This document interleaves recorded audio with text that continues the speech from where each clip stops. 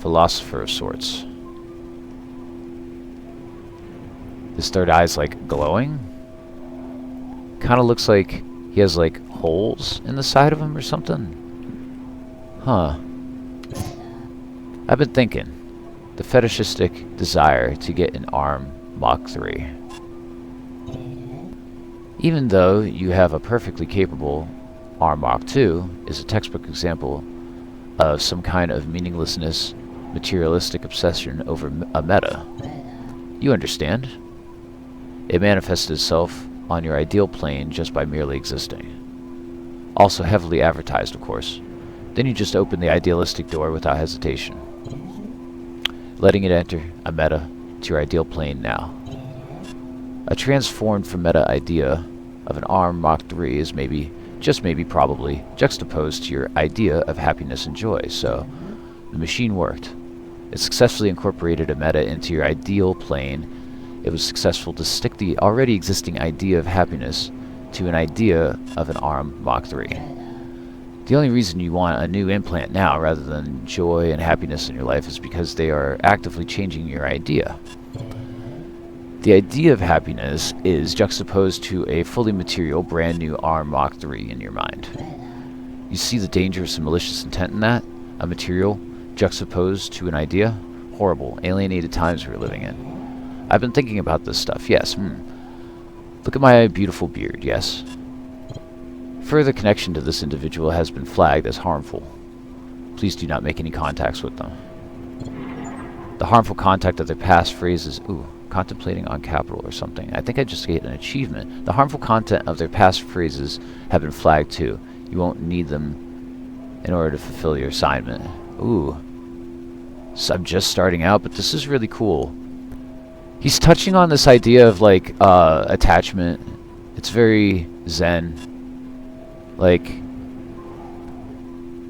he's saying that like as soon as they created an ARM Mach 3, which is an ability, it was like a cybernetic, that you were then all of a sudden not content with Mach 2, and that your idea of happiness is then tied to having this new thing, according also with advertisement and planting the image in your brain that you want that and that will bring you happiness, and that happiness is tied to the object.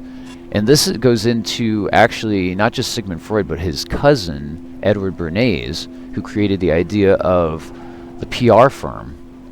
And what he did was kind of touched on the idea of, or Chomsky talked about it a lot, that the illusion of choice kind of sedates the masses in a way. What Edward Bernays did was not only incorporate like women smoking in magazines, which in his own words was to give women during the time of the empowerment movement a feeling of masculinity and a kind of like a vicarious way of taking it to the man, in a sense, and in ways being a man. He did Betty Crocker. Betty Crocker was like, how do I sell more bake mix? And he was like, if you put an egg in there, the woman will feel like she's making something in a pre-made cake mix, that she's giving something to the cake to make it a valuable experience to the husband, or whatever you would call it. This is how it was old. It's old. We're talking like a long time ago.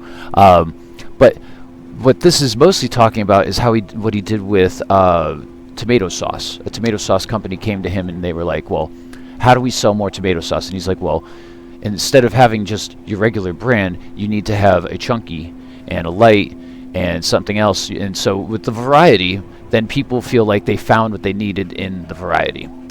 Like, you don't question that this is good or bad, so long as there's a variety and that you've made the choice yourself. You then feel like, I got what I wanted and it's personalized to me in a way, you know what I mean? So it's very true. You're kind of replacing your sense of happiness with another thing.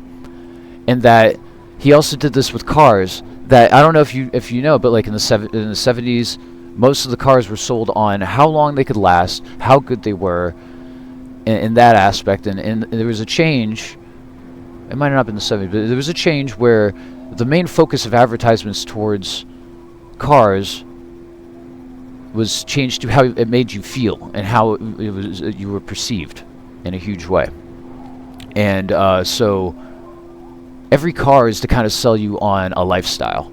A recent one I've watched was a man in his car with his family, and he saw his dog on the road, and he saw his wife on the road, and they're selling you the safety of the car. That's like a little different, but it also ties into the fact that you're a good parent. You're doing all this. You got the best car that you possibly can. They sold you on the idea that this is a safe car. You know what I mean? Muscle car is to sell you on the fact that you are fat, strong, rebellious, that you're, picking that up to kind of represent your personality through an item in a way. And that's what he's saying.